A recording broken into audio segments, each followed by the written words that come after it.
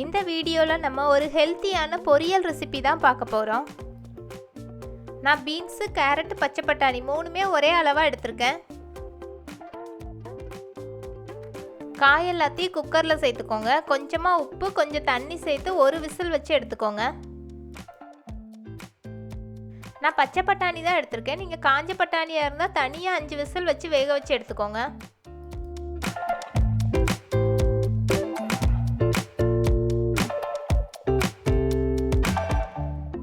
ஒரு விசிலில் காயெல்லாம் நல்லா வெந்துருச்சு. இந்த மாதிரி வேக வச்சு செய்யும் போது நம்ம பொரியல் சீக்கிரமே செஞ்சு முடிச்சிடலாம்.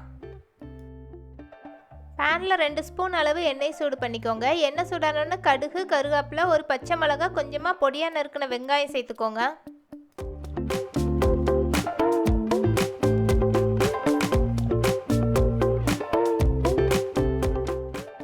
லோ ஃப்ளேமில் வச்சு வெங்காயத்தை நல்லா வதக்கிக்கோங்க.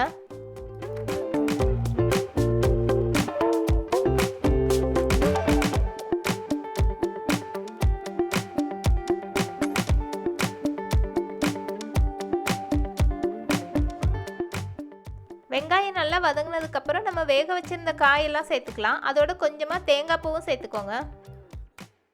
அடுத்து 1/2 ஸ்பூன் அளவு சீரகமும் சேர்த்துக்கோங்க. நம்ம காய் வேக வைக்கும் போதே உப்பு சேர்த்துருந்தோம். இப்போ தேவையான அளவு கொஞ்சமாக உப்பு சேர்த்துக்கோங்க. காயெல்லாம் ஆல்ரெடி நம்ம வேக வச்சு தான் சேர்த்துருக்கோம். அதனால் 10 மினிட்ஸ் லோ ஃப்ளேமில் வச்சே கிளறி விட்டால் போதும். நம்ம பொரியல் சூப்பராக ரெடி ஆயிரும். இந்த வீடியோ உங்களுக்கு பிடிச்சிருந்ததுன்னா லைக், ஷேர், சப்ஸ்கிரைப் பண்ணுங்கள்.